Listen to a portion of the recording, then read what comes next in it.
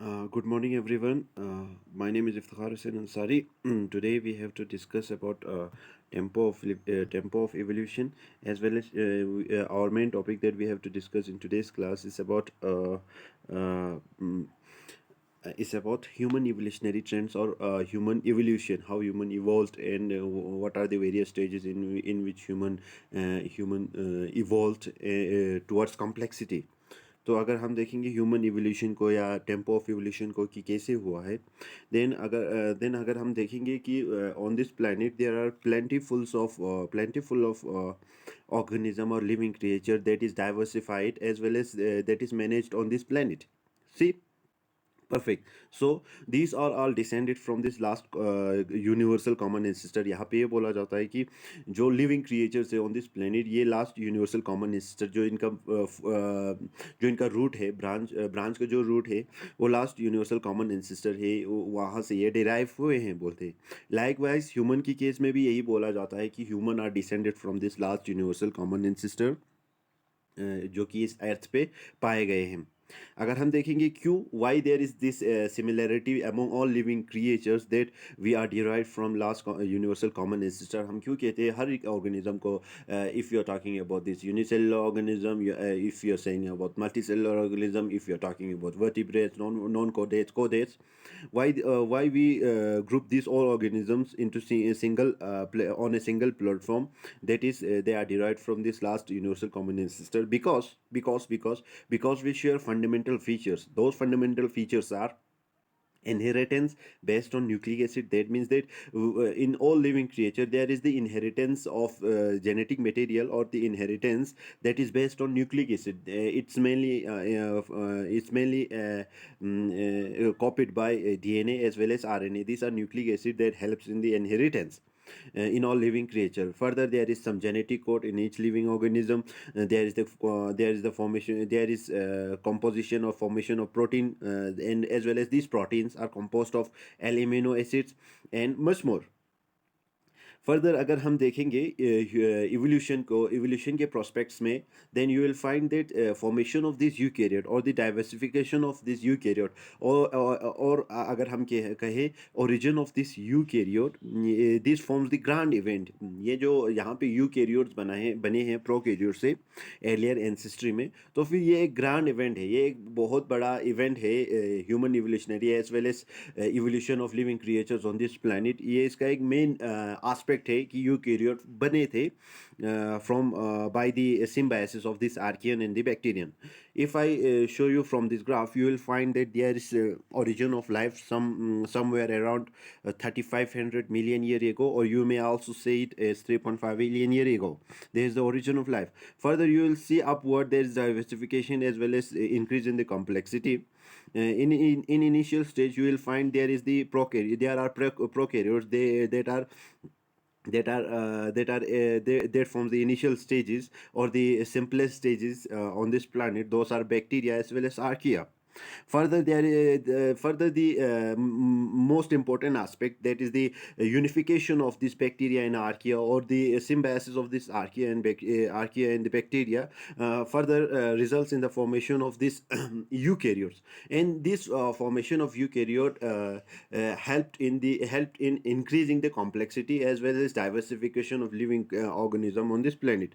Further, if you'll see in this graph towards upward, you will find that there is the increase in complexity as well as diversification of living creatures, or diversification of living organism on the basis of different criteria. That is, you will see on the basis of multicellularity, nerves and muscles, there is diversification on the basis of formation of nerves and muscles, or the increase in complexity of nerves and muscle. There is diversification. There is diversification on the basis of dorsal nerve cord. There is diversification on the bone, on the basis of bone, on the basis of legs, amniotic eggs, different on the basis on the and in and on the basis of placenta. Or you can say that there are different group of organism with different complexities in placenta, and on the basis of that they are diversified accordingly. Further, you have also there is diversification of binocular vision, and in this family, the most important aspect that we need to that we have to study and that we ought to study in today's topic is that the formation of these hominids and this diversification of hominids from this chimpanzee or the apes. There is tail lost that resulted in the that resulted in the resulted in the diversification of chimpanzee and hominids from this monkey or variations that comes from monkey among monkey and chimpanzee and hominids. In chimpanzee and hominids, you will find that there is the tail is lost, and further, if you will see diversification among these hominid and apes, there is chimpanzee and humans or Homo sapiens sapien. You will find that there is diversification on the basis of bipedalism and cranial capacity. So let us find out what happens in the evolutionary trend that eventually led to the formation, led to the evolution of the complex form, that is Homo sapiens sapien. अगर हम देखेंगे ये जो यहाँ पे जो progenitor animal से, ये जो प्रोजेनेटर से जो कि एनिमल के फॉर्मेशन में मदद किए थे, इसकी वजह से यहाँ पे इवोल्यूशन होने में मदद किया, डाइवर्सिफिकेशन होने में मदद कर रहे हैं, यूनिसेलुलर फॉर्म्स बनने में, मल्टी सेलुलर फॉर्म्स बनने में, मल्टी सेलुलर लीनिएज बनने में. फर्दर यहाँ पे डाइवर्सिफिकेशन हो रहा है and increasing in the complexity. You will find that there is evolution, there evolutionary trend that diversified on the basis of tissues and organs. Further अगर हम देखेंगे जो इनिशियल डिसेंडेंट है 550 मिलियन ईयर एगो, तो फिर यहाँ पे जो इनिशियल डिसेंडेंट्स है वो सी स्टार है और एकाइनोडर्म है एक साइड में, और दूसरे साइड में you will find there is the evolution और the diversification of chordates on the other hand. Much later अगर हम धीरे धीरे जोलॉजिकल टाइम स्केल पे अगर हम धीरे धीरे टुवर्ड्स प्रेजेंट आने लगे 550 मिलियन ईयर एगो से, जस्ट अगर हम जामिन करें 150 million year ago, you will find that there is there you will find there were first land dwelling tetrapods that form from this organism that lived in aquatic environment. That is diversification and the diversification or evolution in the fins led to the formation of first land dwelling tetrapods 150 million year ago. And you will find that you will find from this fossil records that these organisms, the tetrapods, were on the brink of mammalhood by evolution or diversification. If you come further near closer to the present, you will find that 70 million year ago कुछ familiar groups थे mammals के, वो appear होने, वो eros होने start हुए थे, जिसमें हमारे first primates भी हैं. फर्दर अगर हम देखेंगे कि अगर हम देखेंगे कि the most closest living relatives to the human, अगर हम अपने टॉपिक के अराउंड फोकस करने लगे, तो फिर हमें देखने को मिलेगा कि ह्यूमन को जो है एप्स के ग्रुप्स में रखा जाता है.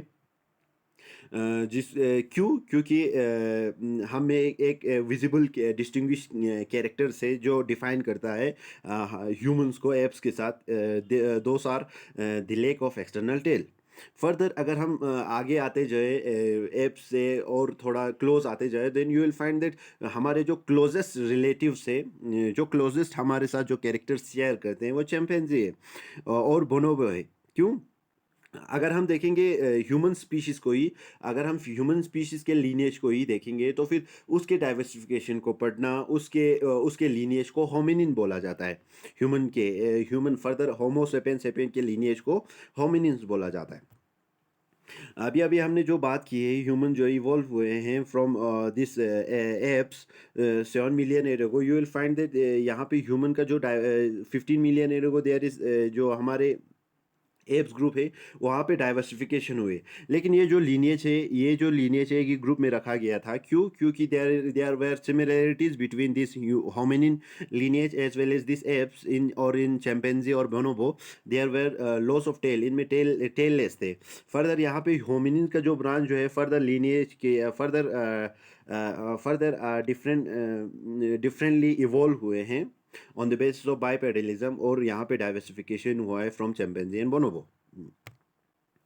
अगर हम होमिनिन लीनिएज की बात करें तो फिर होमिनिन लीनिएज जो है बहुत सारे स्पीशीज़ को ग्रोथ होने में यहाँ पे यानी कि डिसेंड किया है होमिनिन लीनिएज ने बहुत सारे ह्यूमन स्पीशीज़ को जो कि एक्सटिंग हुए हैं फॉर और जो हमारे जो बहुत सारे होमिनिन क्रिएचर्स थे यानी कि होमिनिन स्पीशीज थे जो हमारे एंसेस्टर थे वो सब एक्सटिंग हो गए हैं फर्दर होमोसेपियन ही बचे हुए हैं अगर हम होमिनिन की बात करें तो फिर होमिनिन जो है अभी जो मैंने ग्राफ में भी दिखाया कि ये जो होमिनिन या ह्यूमन वाला जो ब्रांच है लीनिएज है ये डाइवर्सिफिकेशन हुआ है from this branch this very basis that means that in this basis you have this chimpanzee as well as human also तो फिर यहाँ पे चैंपेंजी और बोनोबो वाले एप्स के लीनिएज से यहाँ पे डाइवर्सिफिकेशन होके ह्यूमन बनी है ठीक अगर हम देखेंगे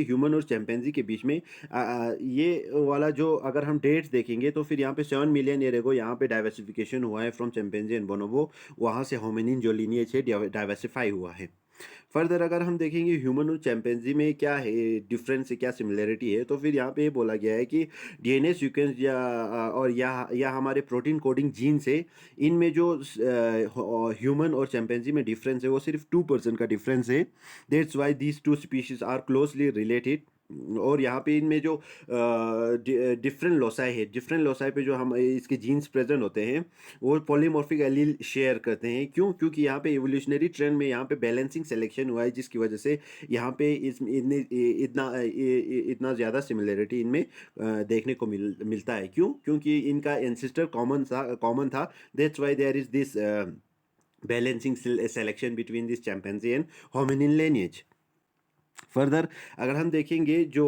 ह्यूमन है as well as chimpanzee lineage है वो मेनी डिफरेंट तरीक़ों से ये इवॉल्व हुए हैं और डाइवर्सिफाई हुआ है अगर हम देखेंगे हमारे कॉमन एंसेस्टर को तो फिर हमारे कॉमन एंसेस्टर में श्योरली हम ये यकीन रखते हैं कि ह्यूमन और चिंपैंजी के जो लीनिएज के जो एंसेस्टर थे उनमें श्योरली ये फीचर्स कॉमन होंगे सच एज जो अपोजिबल बिग टो है लॉन्गर आर्म्स है than legs projecting lower face है लार्ज कैनाइन टीथ है प्लेंटीफुल बॉडी हेयर्स है एंड रिलेटिवली स्मॉल ब्रेन थे ये जो हमारे एंसेस्टर में बिल्कुल कॉमन रहे होंगे ये समझा जाता है अगर हम देखेंगे what are the variations that come they result in the difference between human and apes अगर हम इसमें देखेंगे तो फिर ह्यूमन इवॉल्व हुए हैं फुली बाईपेडल की तरह बाईपेडली यानी कि वो सीधे होके बाईपेडली चलने वाले ऑर्गेनिज्म बने हैं या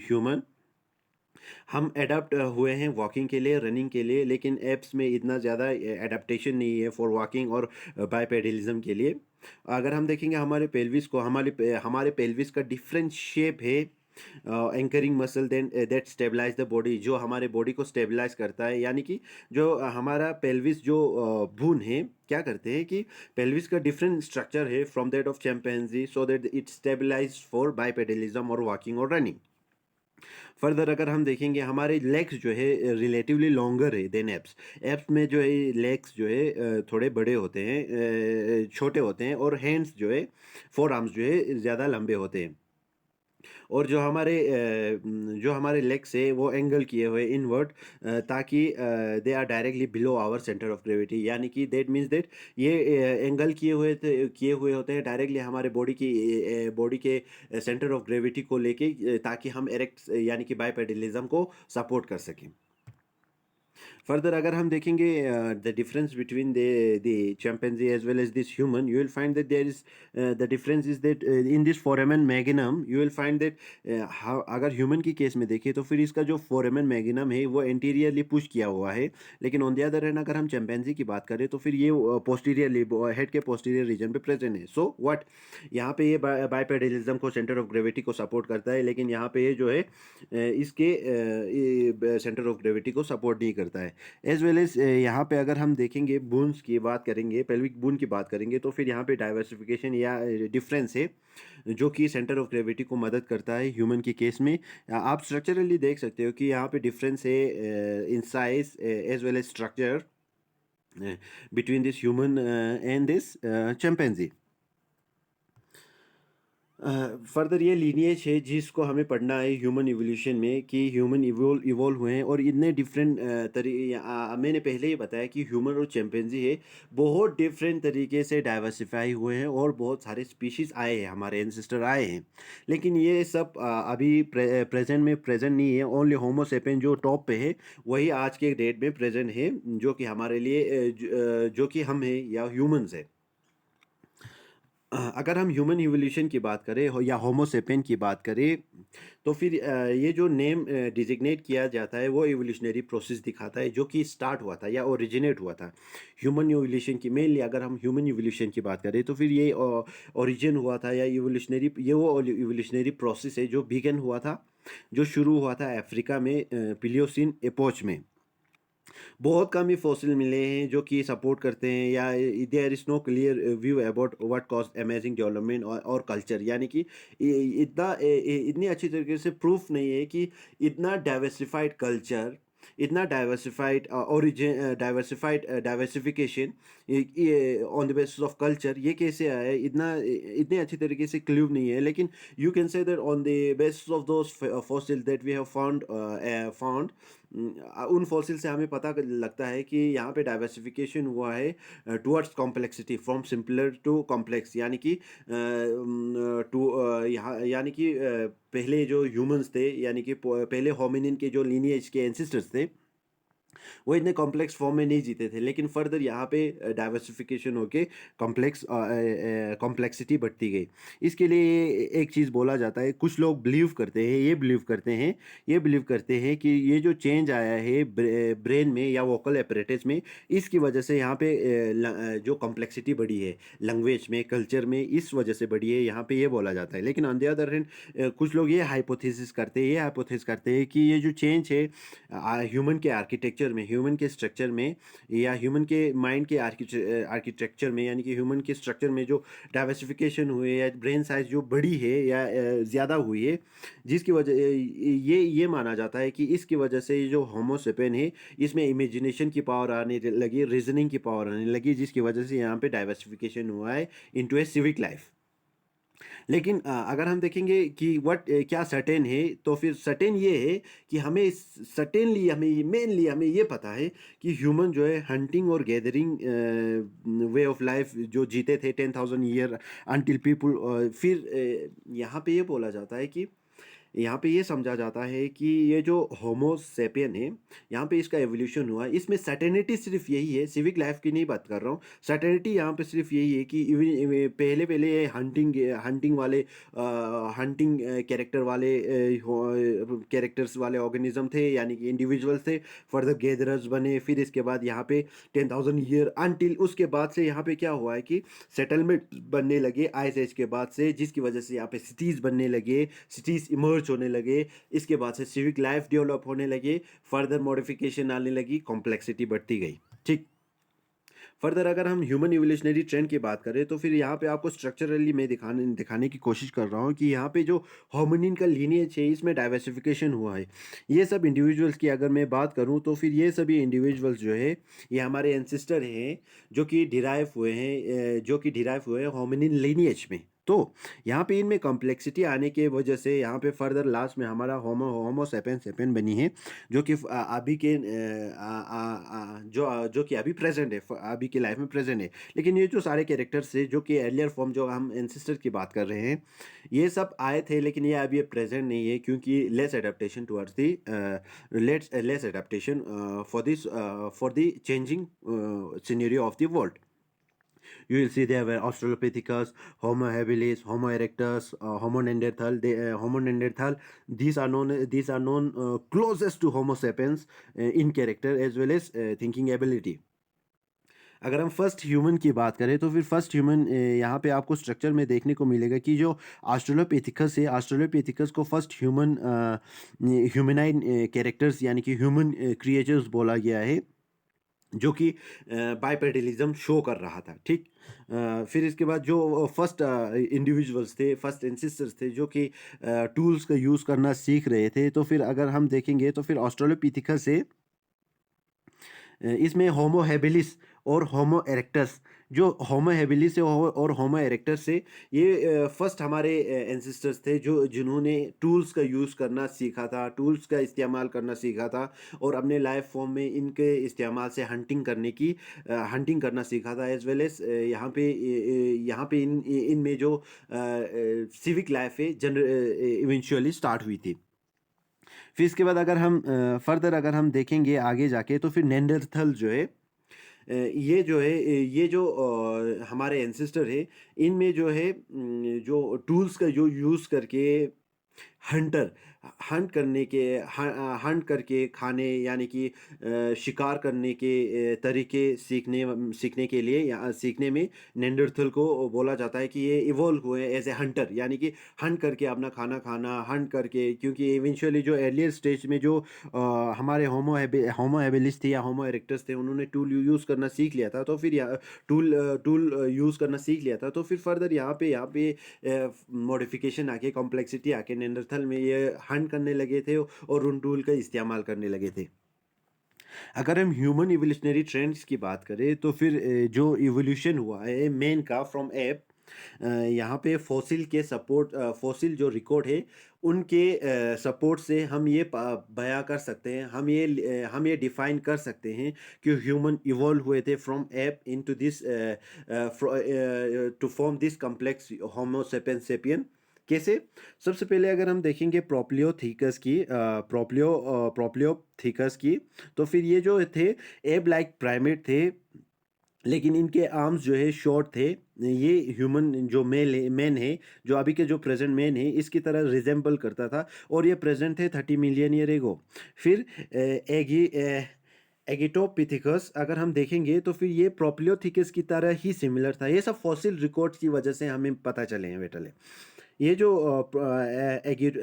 एगिटोपिथिकस थे, ये सिमिलर थे प्रोप्लियोपिथिकस के, और यहाँ पे ये बिलीव किया जाता है कि ये जो ड्रायोपिथिकस है, जहाँ से हमारा main human evolution, hominin creators वाले, होमिनिन कैरेक्टर वाले इंडिविजुअल जो इवॉल्व हुए हैं, यहाँ पे इनके जो एगिटोपिथिकस है, ये इनके डिसेंडेंट्स माने जाते हैं, यानी कि ड्रायोपिथिकस के ये एंसेस्टर माने जाते हैं। ठीक, अगर हम फर्दर ड्रायोपिथिकस की बात करें, तो फिर ये वो ग्रुप एप्स के वो ग्रुप्स है जो कि 20 मिलियन या 15 से 20 मिलियन ईयर एगो आपको मिलते हैं।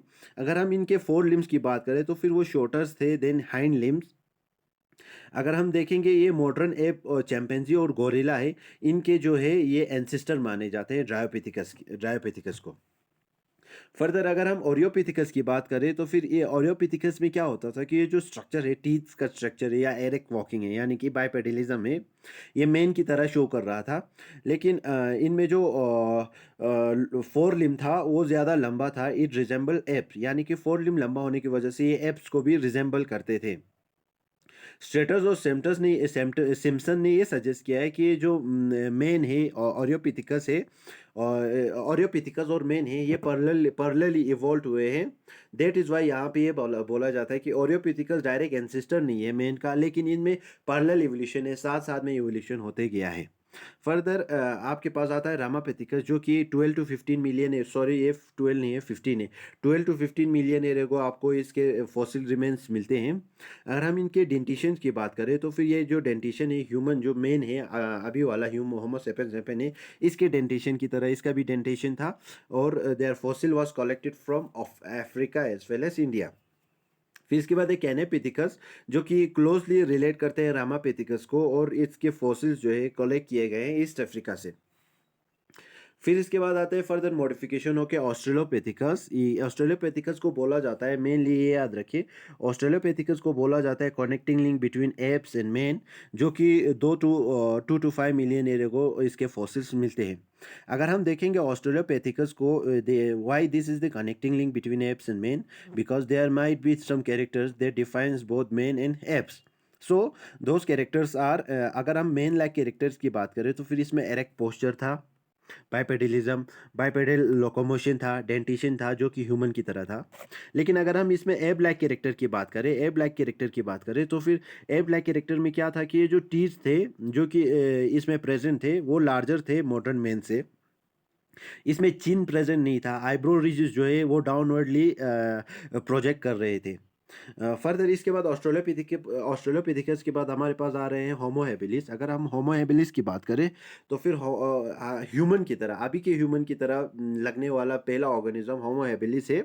इसका इस एन एरेक्ट एप है, एप मैन है, जिसमें चिन एब्सेंट है। डेंटल फॉर्मूला सेम है हमारी तरह। जा जो है इसका यू शेप जा है। क्रेनियल कैपेसिटी 650 टू 800 सीसी का है। और ये जो फर्स्ट मैन है, ये वो फर्स्ट मैन है जो जिसको मैंने पहले भी डिस्कस किया था, होमो हैबिलिस और होमो इरेक्टस, जिन्होंने स्टूल का इस्तेमाल करना सीख लिया था। फर्दर होमो इरेक्टस आता है, ये भी एरेक्ट मैन है, एरेक्ट एप मैन बोला जाता है। होमो इरेक्टस को कॉमनली जावा मैन भी बोला जाता है, क्योंकि इनका फॉसिल जावा से मिला था। अगर हम इनकी प्रेजेंस की बात करें तो फिर they were present 50,000 year ago. अगर हम इनके मेन कैरेक्टर्स की बात करें, होमो इरेक्टस की कैरेक्टर्स की बात करें, तो फिर बाइपेडल लोकोमोशन थे, बाइपेडलिज्म शो कर रहे थे, स्लाइडली टालर थे ऑस्ट्रेलोपेथिकस से, फेस चिनलेस थे, फायर का इस्तेमाल करना सीख चुके थे।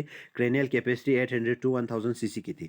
फिर इसके बाद फर्दर मॉडिफिकेशन आके होमो इरेक्टर से फर्दर ह्यूमन की तरफ आ रहे हैं। यहाँ पे इवोल्यूशन होके कॉम्प्लेक्सिटी बढ़ते बढ़ते जा रही है, पैकिंग मैन की तरफ आ रही है। जब पैकिंग मैन तक पहुँचते हैं तो फिर इसमें कंप्लीट एरेक्ट पोस्चर हो जाता है, और इंडिविजुअल का कंप्लीट कंप्लीट एरेक्ट पोस्चर हो गया था। ये केव्स में रहने लगे थे। क्रेनियल कैपेसिटी 850 टू 1300 सीसी की तरफ 1300 सीसी की तरफ पहुंच गया था। जा प्रोग्नेथस था, फायर का यूज़ करना सीख गए थे, खाना बना कुक करने के लिए। ओमनिवोरस थे, शार्प टूल्स का यूज़ करना सीख गए थे, शार्प स्टून्स का यूज़ करना सीख गए थे, शार्प बोन्स का यूज़ करना सीख गए थे, ताकि कट कर सके या मार सके किसी भी एनिमल को, अच्छी तरीके से हंट कर सके। फर्दर इसके बाद हमारे पास आता है होमोसेपियन। होमोसेपियन के लीनिएज में अगर हम देखेंगे फर्दर, होमोसेपियन में कौन कौन से लिविंग क्रिएचर, कौन कौन से क्रिएचर है जो कि इवोल्व हुए हैं, जिसने होमोसेपियन सेपियन को मॉडिफाई होने में यानी कि कॉम्प्लेक्सिटी में मदद की है। तो फिर इनिशियल में हमारे नेंडरथल है, जो कि क्लोजेस्ट है ह्यूमन से।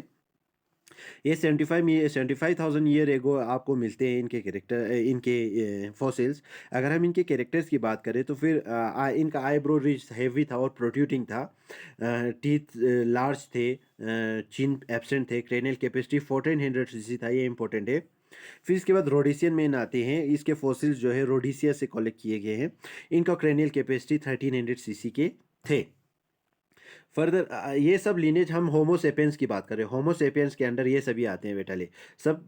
Eventually most of the time जब आप पढ़ते हो तो फिर आप डायरेक्टली पढ़ते हो होमो इरेक्टस, पैकिंग मैन, फिर इसके बाद नेंडरथल को डिफाइन करने के लिए आपको सबसे पहले होमोसेपियन का इस्तेमाल करना चाहिए, क्योंकि ये सब होमोसेपियन के लीनेज में आते हैं। ये इनमें वो वाले कैरेक्टर्स है जो कि आज के करंट मैन में पाए जाते हैं। फिर इसके बाद क्रो-मैग्नोन मैन है। दीज वेर मैन जो कि यूरोप में रहते थे। लास्ट 30 ईयर्स की बात करें, 30,000 ईयर्स की बात करें। अगर हम इनके कैरेक्टर्स की बात करें तो फिर इनमें वो सारे कैरेक्टर्स पाए जाते थे जो कि आज के मॉडर्न मैन में पाए जाते हैं। फर्दर लास्ट में अगर हम मॉडर्न मैन की बात करें तो फिर ये ओरिजिनेट हुआ है 88,000 ईयर एगो। अगर हम इनकी क्रेनियल कैपेसिटी की बात करें तो फिर मॉडर्न मैन की क्रेनियल कैपेसिटी की बात करें तो फिर 1400 सीसी है।